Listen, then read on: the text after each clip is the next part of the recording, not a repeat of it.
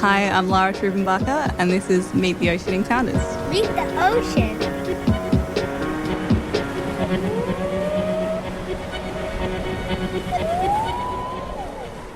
So when I was 13, I started off scuba diving.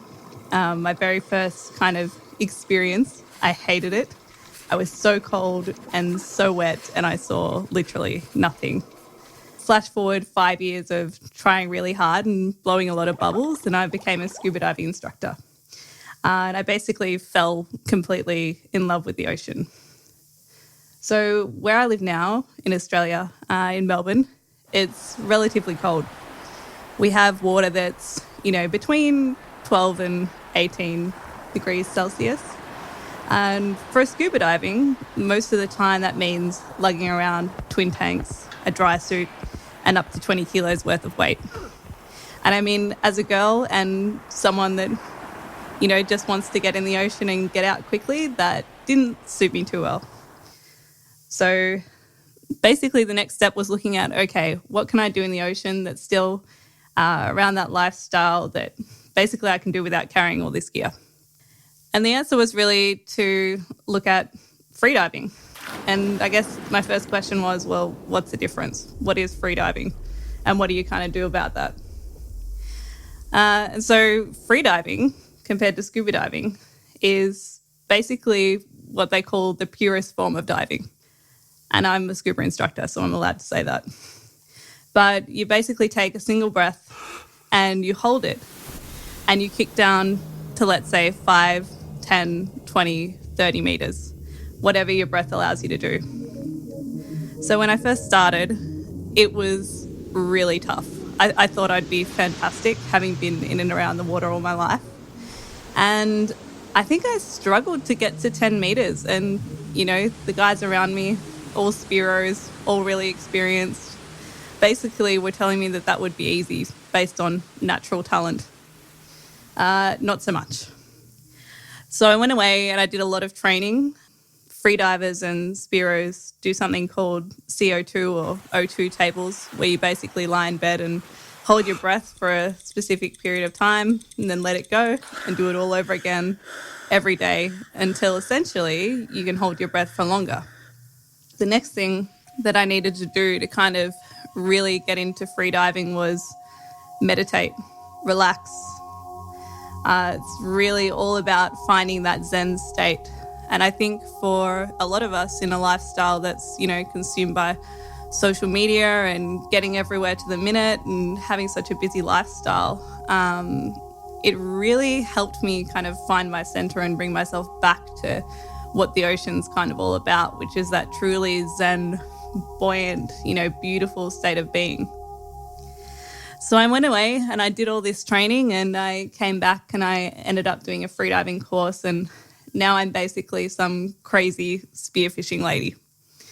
So what we like to do on weekends down in Melbourne is, go out into this 12-degree water and take a whole heap of jet skis with about 10 of us that do it locally, and we drive out on these jet skis and chase fish like tuna and kingfish, morwong, all of these type of fish. We don't shoot anything that we don't eat, number one. But also the physical challenge of that is quite amazing. To, number one, have to go out into the cold on a jet ski where you're constantly getting wet and being battered around. And then actually, kicking out, holding your breath, diving down and doing that for 8 hours at a time is pretty significant. But, when you do shoot that fish and you do bring it back, it's quite amazing to think that that's a really pure form of, of living, of eating.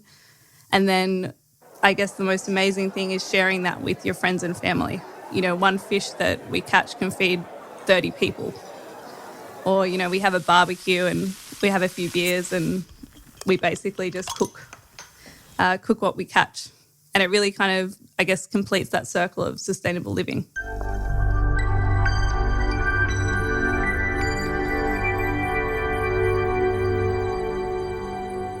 So the next thing about being a girl, and number one being I guess, surrounded by a lot of guys in this kind of freediving, spearfishing world is look, I'm a girl. I want to have funky wetsuits. I want to have fins that look good. And, I want a spear gun that matches every other accessory that I've got. So recently I went out and got a spear gun custom made. And essentially what that meant as a girl is they had to rig all of the bands for me specifically, because I can't pull back the bands that the boys can do. They had to rejig my handle because my hands are much smaller than a normal bloke. And the next thing was it had to be pink.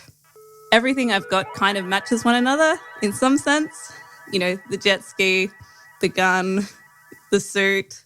But luckily, I managed to find a guy who could actually pull together all of those elements. And now I have a really amazing, beautiful gun that I can go out and hunt with and then, feed my friends and family off the back of that.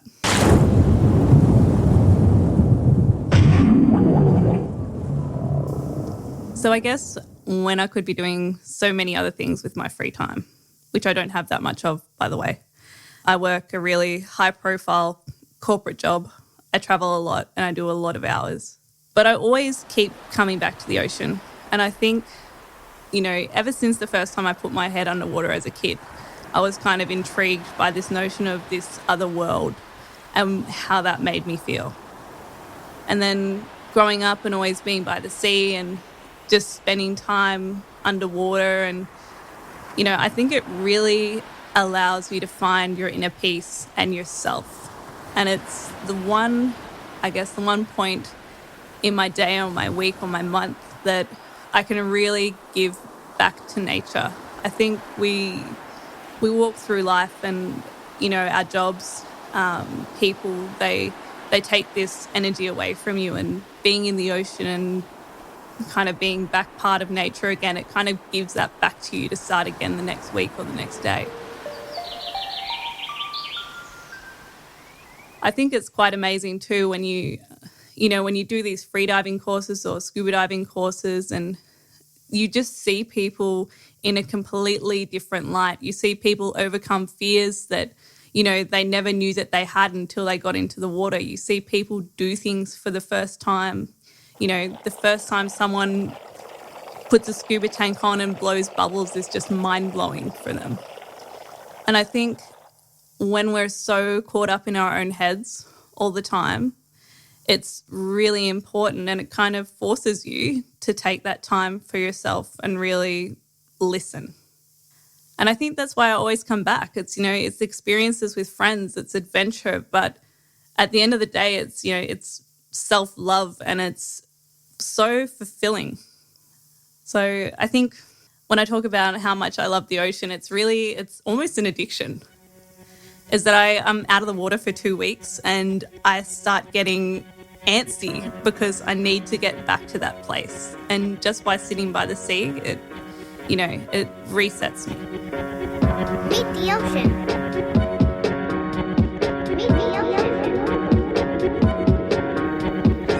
Meet the Ocean is produced by Paul North and Andrew Gettings, with sound effects by Kelsey Anderson and music by Vin Gast.